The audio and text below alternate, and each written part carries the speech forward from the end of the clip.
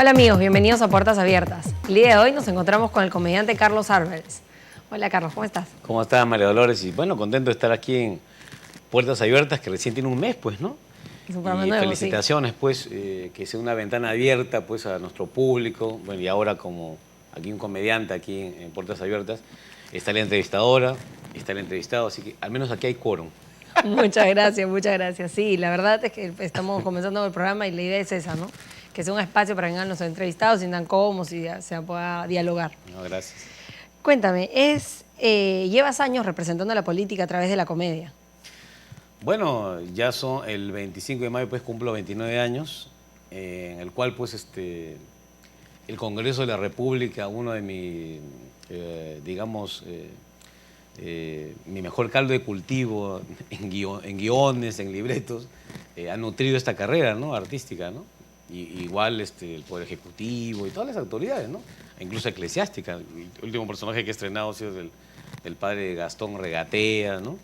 Y este lío de Cipriano, que le he puesto con Maritín, qué sé yo. Entonces, todos aquellos actores que de una u otra manera están en la actualidad, causan noticia, revuelo, y están en el día a día, bueno, obviamente son parodiados, satirizados mediante estos sketches con humor político, siempre con un mensaje, nos informamos y tratamos de hacerlo de una manera más llevadera, ¿no? Reírnos de nosotros mismos, ¿no? Pero en algunos casos, ¿se te ha criticado por excederte en tus caricaturas? ¿O han sido más las felicitaciones? Bueno, he tenido, bueno, un humorista político siempre, pues, pisa algunos callos, pues, no siempre el humor ese debe ser irreverente, ¿no? Y más aún cuando se trata con el poder. Y cuando hablamos del poder, no hablamos solamente con aquellas personas que están encumbradas en el poder político en sí. La oposición también es un poder. Y lo han demostrado en esta última sesión, que con esta presión de votos, realmente obligaron a la renuncia de los dos ministros, Otárola y Lozada. Entonces, la política, el Congreso es un ajedrez, se mueven siempre las fichas. Y bueno, sí, a veces hemos cometido algunos excesos, pero la política es un poco decir, bueno, si a veces los políticos dicen tantas cosas y no cumplen, a veces el pueblo se siente burlado, bueno, burlémonos de ellos también, a través de la parodia, de la sátira, ¿no? Pero también he tenido mis choques, ¿no? Por ejemplo, en la política con el general Donaire y el general Desaire, nuestros desencuentros con algunos personajes. Yo creo que a don Carlos Ferrer no le gustaba mucho que lo imitaran, por ejemplo. Pero bueno, ¿Se lo dijo alguna vez? sí, hacía llegar unas cartas al canal. Hacía una... Y entonces más lo hacíamos. Igual con el expresidente Toledo y otros personajes más, ¿no? De presidente, de congresistas. Pero aquí lo que manda es la noticia, ¿no? Y que el público realmente se divierta con un sketch siempre de actualidad, ¿no?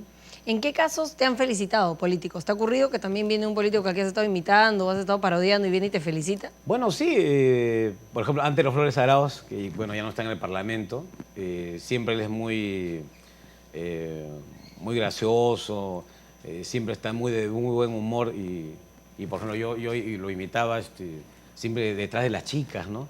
Y él me decía, oye, Carlos, todo para ti, no me mandas a mí nada. Porque decía, oye, decía que su mujer era muy celosa. Y le decía, no, si Álvarez te parodia con eso es porque algo te sabe, le decía, ¿no? Y me metes en problemas, qué sé yo. Entonces, Javier Vallerriestra también, cuando era parlamentario, bueno, el periodo anterior nada más, había siempre una gran amistad y me hablaba mucho de su personaje, qué sé yo, ¿no? Y bueno, y todos los personajes, bueno, ahora último, el presidente del Congreso estaba pues en el espejo del cártel del humor, donde nos hemos bromeado mucho del personaje, que es así a veces medio iracundo por momentos, pero don Daniel estaba tranquilo en el espejo, ¿no? Y yo era el que estaba rayado, groseratán, ¿no? Qué bien. Y bueno, ya deben ser varios también los personajes que vas imitando. Una decena. Bueno, sí, vienen muchos personajes, conforme el Congreso pues también vayan sucediendo algunas cosas y he tenido muchos encuentros. Aquí, por ejemplo, encontré con Evo Morales, por ejemplo, el año pasado, y me recuerdo que me encontré con el presidente boliviano y le entregué una foto con su personaje, ¿no? Don Evo Morales, ¿no? Y me acuerdo que él abrió el regalo, la foto, y me dijo, igualito, me dijo así. Ah, Y le fue gustó. una buena experiencia, ¿no? Con la presidenta Cristina Fernández de Kirchner, de Argentina, también tuve un encuentro. Le enseñé mi trabajo, mi carpeta internacional de personajes y también lo vio y conversamos unos minutos y son lindas experiencias, ¿no? Hasta ahora con Hugo Chávez no me he encontrado, ¿no? Bueno. Me he invitado a Venezuela, pero no sé si regresaré. Ya habrán oportunidades. Pero entonces lo simpático es que hay personas que realmente se lo toman a bien e inclusive será un halago en algunos casos. Bueno, tanto el personaje invitado como quien crea el personaje, el humorista político, se crea pues un personaje pues, que puede tener éxito, popularidad, y eso beneficia a ambos de una u otra manera. Más aún en el político, ¿no? Que a veces quiere estar en la noticia, el que estén hablando de él, porque esa es parte... Más pues, llegada a los ciudadanos. Claro, ¿no? Pero siempre sin dejar la crítica, ¿no? Pues una crítica buena, no una crítica mala, nunca la mala fe, ¿no? En el trabajo debe existir, pero sí de una manera reflejar a veces la crítica que siente la gente, a veces un disgusto, una desazón, a veces la gente se siente defraudada, y lo que está bueno, de una manera lo aplaudimos, lo podemos parodiar como una buena intención, y a veces lo que hay que criticar, ¿no? En esos Con casos, humor, ¿no? ¿tú sientes que representas a un grupo que se puede haber sentido afectado, engañado, vulnerado en este espacio de la crítica? Bueno, quizá a través de la parodia política, de la sátira, a veces ejercemos, a veces podemos ser muy ácidos, muy críticos. Es una forma también de darle voz a un grupo de personas que quizás no tienen tanta llegada. Claro, por ejemplo, a veces nosotros nos preguntamos como humoristas y a veces lo plasmamos a través de un sketch, por ejemplo, ¿qué va a hacer ahora el Congreso con este tema tan candente que es el BRAE, ¿no? O sea, por ejemplo, ¿qué cosas se va a hacer? Bueno, ya 2 ministros renunciaron, ha habido cambios en la cúpula militar, policial, creo, tengo entendido. ¿Pero qué va a hacer el Congreso de la República? Hay que crear un marco legal para endurecer las leyes, para ser más drásticas, para que esto termine una vez por todas. La gente está consternada con lo que está ocurriendo en el BRAE. Ahora es la convención, el Guayaga se puede reactivar. Hay zonas liberadas en el país. Eso preocupa a la nación. ¿Y qué hace nuestro Congreso de la República? De repente puede ser plantear una especie de ley de arrepentimiento, por ejemplo, ¿no? Como fue en una época, de manera que podamos crear, de repente que se rompan las filas ahí en Sendero Luminoso, en los grupos terroristas, porque la colaboración eficaz no ayuda mucho, porque la colaboración eficaz es delación, es delatar, y no creo que en la doctrina, en la formación del terrorista esté el ser soplón, el ser delator. En cambio, la ley del arrepentimiento es claudicar a la doctrina, a la ideología, y eso es otra cosa. Se está hablando de crecimiento económico, de llegar a esos lugares tan lejanos para de esa manera romper un poco las brechas socioeconómicas y que quizá, digamos, se llegue a un consenso. Eso es lo que entiendo se está proponiendo en el Congreso. Claro, yo creo que es un avance, ¿no? Pero en el BRAE pues hay que presencia de las Fuerzas Armadas, policiales, una mejor logística, equipamiento, mejores sueldos. Claro, la interdicción es importante, ¿no? Cortar los insumos para producir la cocaína. Y bueno, los cultivos alternativos. El cacao, por ejemplo, es un éxito. Pero no es fácil. Pero cosecharlo demora 3 años. ¿Y qué hacen mientras tanto los agricultores? Esas cosas hay que estudiarlas muy bien. El tema de presencia del Estado, de la inversión privada, o sea, carreteras, escuelas, hospitales. Hay que invertir más en ese lugar. Y se habla mucho esta frase, este cliché, la presencia del Estado, la presencia del Estado. Queremos una presencia honesta del Estado. Porque cuando hay una presencia donde hay corrupción, donde los fondos se pierden, se hurtan, eso también crea desazón en la gente. Eso es algo que nosotros tenemos que ser conscientes, primero una autocrítica para arreglar las cosas que están malas y hacer una nueva estrategia, un nuevo planteamiento con inteligencia, donde todos debemos ser unos. Por aquí no se trata de estar acusando y señalando que el gobierno, que la oposición, no. ¿Qué hacemos todos? Ante esta barbarie interna, que yo no quiero decir guerra interna porque es darle estatus de beligerante a Sendero, lo cual para mí fue un error lo que dijo el Premier, bueno, a mi entender, ¿no? No hay que darle ese estatus. El Estado tiene que defenderse, pero en su conjunto. No es un tema de gobiernos ni de partidos, es también la nación entera, ¿no? Con sus fuerzas armadas y policiales, ¿no? Bien. ¿Y cómo se podría, digamos, lograr eso en este momento? ¿Cuál sería tu propuesta? Yo sé que no eres político, pero en el fondo eres político. Porque... Bueno, yo no soy congresista, pues no soy ministro, ni presidente, ni nada. Yo soy un ciudadano más que, bueno, leo, me entero, me informo. Yo no tengo una propuesta a nivel estatal, ni de manera privada, pero sí tengo lo que yo pienso, lo que creo, ¿no? Yo creo que hay que tener una mayor identidad nacional, ser más consciente de los problemas que estamos pasando. No queremos que se vuelva a repetir pues, la violencia en el país. Creo que ya le ganamos a la violencia una vez y hay que volverle a ganar. Y en eso tenemos que ser conscientes primero, no minimizar al enemigo, no subestimarlo, ese es un gran error. Eso es lo que yo le pediría a las autoridades, que no hagan eso, porque en los 80 se dijo que eran avijeos, ¿no? Ahora no, ahora son sicarios, son guachimanes del narcotráfico, no.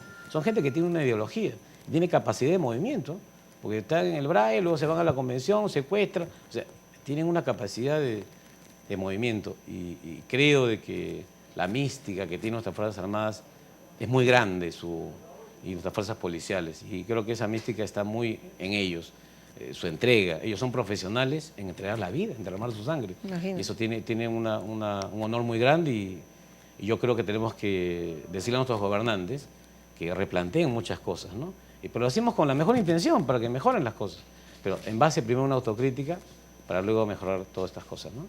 Muy bien, gracias. Vamos a volver un poco hablando de tus personajes. ¿Alguna vez te has encariñado mucho con un personaje? ¿Tienes alguno que sea, digamos, tu favorito que te ha costado dejar de representarlo? Bueno, hay varios. Es uno de los que siempre me pide, Paulín.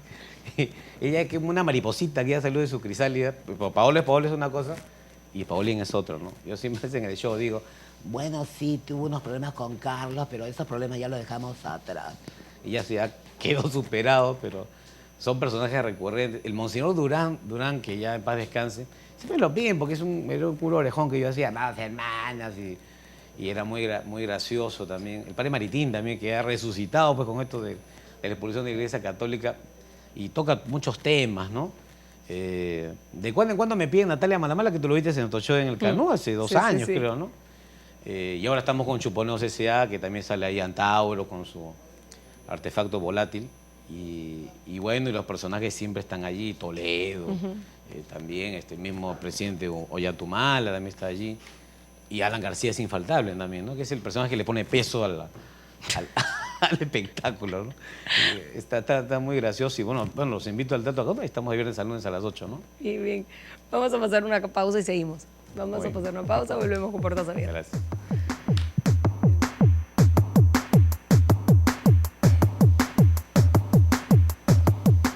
Estamos de vuelta en Puertas Abiertas. Usted está viendo Congreso de la República, Televisión, un canal para todos.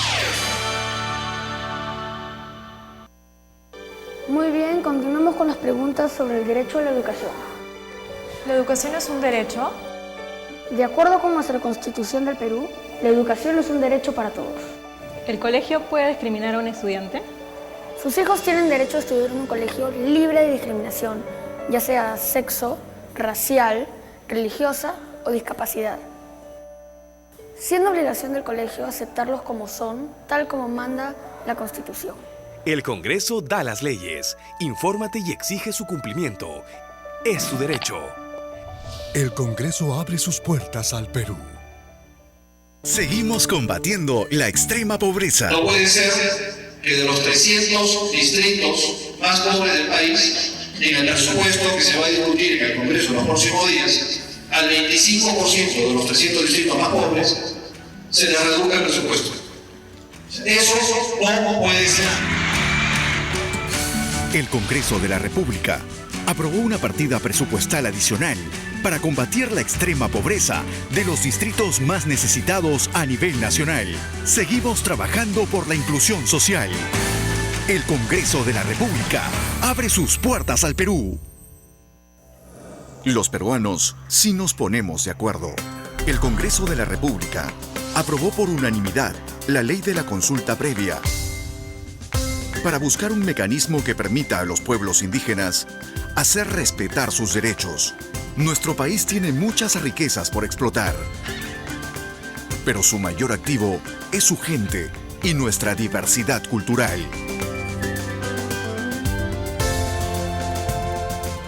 El Congreso de la República abre sus puertas al Perú.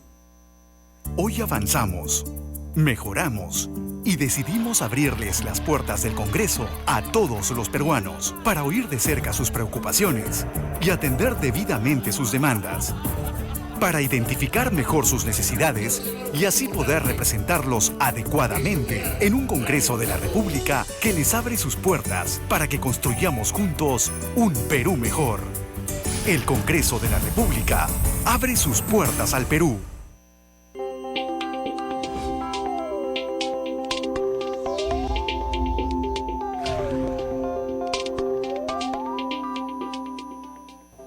Hola amigos, bienvenidos a Conociendo Nuestro Congreso. Un espacio donde usted y yo aprenderemos juntos sobre el Parlamento y los parlamentarios. El Congreso de la República está conformado por 130 congresistas, elegidos democráticamente por el pueblo para que los representen y cumplan con 3 funciones principales para el funcionamiento de la democracia. Primero, la función de representación. Los padres de la patria actúan como voceros del pueblo ante el gobierno. Es por ello que cada región del Perú está representada en el Congreso. La segunda función que deben cumplir los parlamentarios es la función legislativa, que consiste en el debate y aprobación de las leyes en beneficio del país, en la modificación, la interpretación y la derogación de las normas que se necesiten para el bienestar del Perú y los peruanos. Por último y no menos importante, nuestros congresistas deben cumplir con la función de control político y fiscalización, relacionada con la aprobación de los planes del Poder Ejecutivo, como también la supervisión de los altos funcionarios y la fiscalización del uso de los recursos públicos, velando por los intereses del Estado y los ciudadanos. Bien amigos, eso fue todo por hoy. Espero que hayan aprendido tanto como yo. Nos estamos viendo en cualquier otro momento para seguir conociendo más sobre nuestro Congreso de la República. El Congreso de la República abre sus puertas al Perú. Usted está viendo Congreso de la República, Televisión, un canal para todos.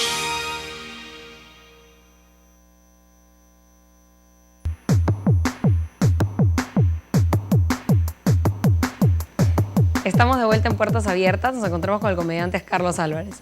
Carlos, Muchas gracias nuevamente. Gracias a ti. Carlos, me habías estado contando la cantidad de personajes que te piden recurrentemente. Tienes una lista gigantesca de personajes que te suelen pedir. Yo realmente lo que quisiera saber es si alguno te ha cautivado a ti de forma personal. Bueno, el Monseñor Durán, como decía, me encanta hacer ese personaje.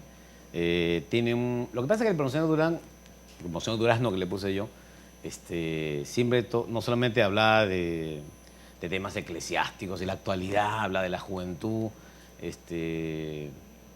hablaba de todo, ¿no? Entonces era un personaje que no tenía pues, color político. Pues. Entonces, además él era muy querido, muy campechano, muy directo. Es unos personajes que le tengo mucho cariño, ¿no? Después los otros, bueno, todos son como mis hijos, ¿no? Todos tienen mi ADN. Pero en cada uno yo disfruto cada vez que los hago y le pongo todo mi cariño, lo mejor de mí en cada uno de ellos, ¿no? Para que la gente se divierta y la pase bien, ¿no? Has hablado que el Monseñor no tenía un color político. ¿Tú, Carlos Álvarez, tienes un color político? No, yo no. Yo soy un demócrata. Yo creo en el sistema. Claro, tengo mis reparos a veces cómo se lleva el sistema. Quizá cómo lo llevan los demócratas. Vivimos una democracia, ¿no? Y qué bueno que se mantenga la democracia en nuestro país, que sea un sistema maduro en nuestro país, que no convengan cosas ni dictaduras, ni civiles, ni militares, que se mantenga esa madurez en nuestro electorado y en nuestras instituciones, ¿no? Pero yo me defino políticamente como un demócrata, ¿no? Winston Churchill decía que la democracia es el sistema menos imperfecto y tiene sus errores, sus bemoles. Creo que hay malos demócratas, pero no la democracia en sí es mala, ¿no? Pero sí hay cosas que deberíamos tener mayor cuidado y reparos, ¿no? Por ejemplo, si bien es cierto vivimos un mundo globalizado, un capitalismo salvaje hace daño al país, ¿no? Ser un liberalista a ultranza hace daño al país. Tampoco podemos volver a las viejas recetas de antaño, ¿no? El comunismo, el socialismo. Pero el mundo cambia también, ¿no? En Francia, ya François Hollande es socialista y llegó al poder. Y él, por ejemplo, está dando una receta en Europa, en el viejo continente, en la cual existe una austeridad total, se ha cerrado, como dice, el caño al gasto fiscal. Pero, ¿qué pasa con el humanismo? ¿Qué pasa con la justicia social? O sea, vemos, eso lo encabeza Alemania. El ser humano, la sociedad, no solamente son cifras económicas. La austeridad que existe en Europa trae recesión, está trayendo recesión. Ha sido bueno para parar la crisis, pero eso tenemos que arreglarlo. Y mira, es una buena opción lo que está pasando con Francia, ya se están conversando, y todo va a repercutir siempre a nuestro país. Lo que pasa en Estados Unidos, lo que pasa en China, lo que pasa en el viejo continente. O sea, menos tecnicismo, más humanismo también es bueno. Una economía con rostro humano. No solamente vamos a guiarnos por las frías cifras de la macroeconomía, sino también el día a día, la microeconomía, lo que pasa con el ama de casa, con el joven estudiante, con el obrero, con el asalariado, con el que no tiene empleo, ¿no? Que tiene una aspiración legítima a progresar, a desarrollarse. Que haya crecimiento económico es bueno, y el desarrollo económico, ¿dónde queda? Ese crecimiento, esas bondades, debe llegar a los que menos tienen, a aquellos que no tienen la posibilidad de poder crecer, de poder disfrutar de la riqueza que estamos teniendo ahora, pues, ¿no? Alguien habló un día de que el PBI en realidad no mide la felicidad de las personas. Es un poco eso, en realidad, lo que está proponiendo. Es un sistema más humanista, con rostro social, que no se encasille en cifras económicas.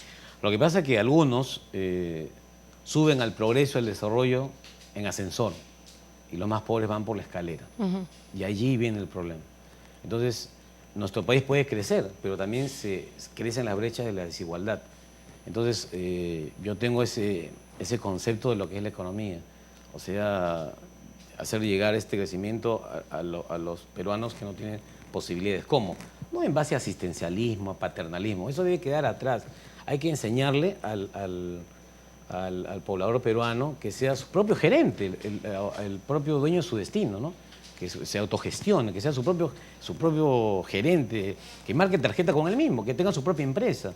Si usted necesita trabajar, bueno, de repente, ¿qué sabe usted? Bueno, soy capitán, bueno, le doy un torno, pues, ¿no? No está le dando alimentos. Eso puede paliar en la pobreza extrema, de repente, ¿no? De repente en las zonas altoandinas, o cuando hay un desastre natural. Pero que la gente tiene que reactivarse. Claro, no estamos haciendo nada. Simplemente son paliativos, bálsamos contra la pobreza. Aquí lo que hay que hacer es que hay una mayor inversión y que haya mayor producción y productividad a la vez, ¿no? Bueno, es lo que pienso, ¿no? Aprovechando que estás en el Congreso, ¿te gustaría Pero es entrevistado, ¿no? Como entrevistado, pero ¿te gustaría hablar respecto a alguna ley que tiene pendiente el Congreso como respecto a los artistas? Bueno, pues vamos a hablar de bueno, esa ley ya es geriátrica, ¿no? Es geronta ya, porque siempre se ha hablado de esos temas. Incluso hay una ley del artista, creo que la dictó el general Velasco, tengo entendido.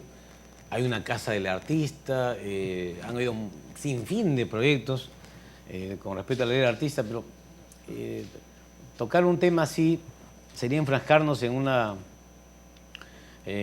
ley o una vieja aspiración de este gremio artístico que tiene muchas aristas, pues, ¿no?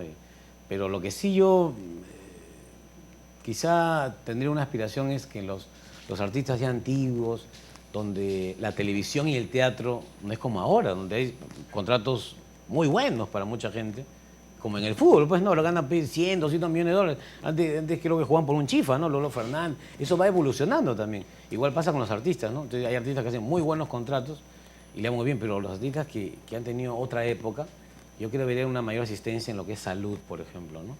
En lo que de repente ellos no pueden estar expuestos a de repente a una situación precaria en cuanto a su salud. Yo creo que eso sí debería de repente el Estado de una u otra manera ver por ellos, ¿no? De repente mediante una ley, una pensión que de repente les sirva como un comienzo. Por ejemplo, pensión 65 me parece que es un buen paso para aquellos hombres de la tercera edad, adultos mayores que están en la extrema pobreza, pero también en estos programas sociales, por ejemplo. Disculpa que me salga un poquito de la ley del artista, pero perfecto. Tiene algo que ver. Hay que hacer también un reempadronamiento de muchas personas que reciben esta ayuda y hay gente que lo necesita más. Hay gente que no la necesita y pasa esto. Vemos, por ejemplo, en algunos comedores populares, el programa de vaso de leche, reempadronar, hacer una reingeniería en estos padrones y ver quiénes realmente necesitan este apoyo. Pero de repente se está yendo pues, muchos recursos del Estado como por un caño, y la gente que necesita no tiene ese acceso. Entonces, ¿qué está pasando aquí? Entonces, aquí hay un trabajo de cirugía, de repente, ¿no? Muy grande. Y ahí la función pública tiene que poner sus ojos con lupa, ¿no? Para que no hayan tampoco ni casos de corrupción, ni nada por el estilo, ¿no? Bien. Habíamos hablado de la libertad, la democracia, La democracia yo la relaciono mucho con la libertad, y la libertad viene de la libertad de expresión, y entonces tú eres un artista, tú gozas en principio de la libertad de expresión y por eso puedes parodiar a las personas que consideres atractivas. Así Pero es. en este trabajo, ¿alguna vez has tenido o te has enfrentado a una denuncia penal, por ejemplo? Bueno, he estado al borde, ¿no? Con algunos personajes, ¿no? Con Paolo Guerrero, con Claudio Pizarro, por ahí me contaron. Egel Donaire me mandó una carta notarial, estuvimos a borde de un juicio. Hugo Chávez en Venezuela con su programa, hoy un programa en venezolana de televisión que se llama La Hojilla. Salió un personaje, una figura de la televisión allí, donde ponía mi parodia en que yo salía de Hugo Chávez y decía, no, cimiento, que me castiga el libertador Bolívar. El cuadro de Bolívar, ¡pum!, le caía en la cabeza y se rompía. Y el señor decía que lo saquen de la televisión a ese tipo que insulta a Bolívar, a nuestro presidente. Fue la cosa que cuando llegó el video acá se armó un pequeño revuelo, ¿no? Yo trabajaba en La Ventana Indiscreta con Cecilia Valenzuela en aquella época, y Cecilia dijo, bueno, si a usted le molesta allá también que hagan las imitaciones de los presidentes de Alan García o de Toledo, o sea, ¿cuál es el problema? Bueno, lo que pasa es que si bien hay democracias vigiladas, tuteladas, y democracias donde hay libertad, ¿no? Y eso sí yo debo sentirme feliz y contento que sí, aunque siempre es anecdótico, porque hay libertad de prensa, pero hay libertad de empresa también, ¿no? Y a veces los periodistas también tienen tienen así unas restricciones, hay que autorregularnos también, y eso pasa también con los humoristas, ¿no? Pero qué bueno que haya libertad en nuestro país para poder parodiar, para poder trabajar, y también para depende de señalar lo que a veces la gente le indigna, le molesta, pero siempre con una buena intención. Qué bueno, eso es lo más importante. ¿Cuáles son tus próximos proyectos? ¿Estás en el Teatro Canut ahorita haciendo...? Bueno, sí, estoy en el show Chuponeos S.A., en el Teatro Canut. Ahí está, hacemos un repaso también de los personajes nuevos y los siempre reclamados. Ahí estamos en el Teatro Canut. Es una corta temporada por el aniversario artístico, ya cumplo 29 años. Estoy en el Cártel del Humor a las 8 de la noche en ATV, donde sinfín un sinfín de personajes. ¿Cine? También.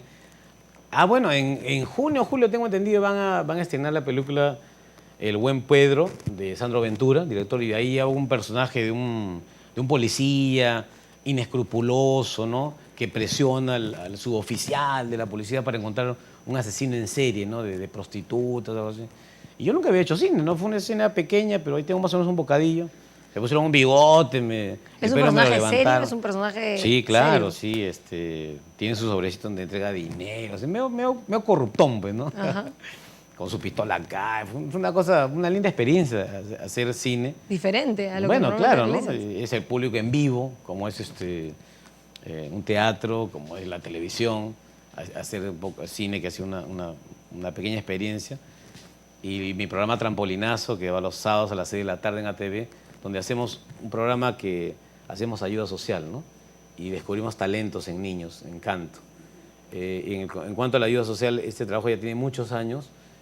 En nuestros programas, estos 3 últimos programas, hemos hecho un reconocimiento sencillo, humilde, pero en esos regalos han encerrado toda nuestra buena intención y reconocimiento a los padres de César Vilca, de Azuquilca y también de Tamani, de los suboficiales que, bueno, héroes del BRAE, ¿no? Que han estado allí.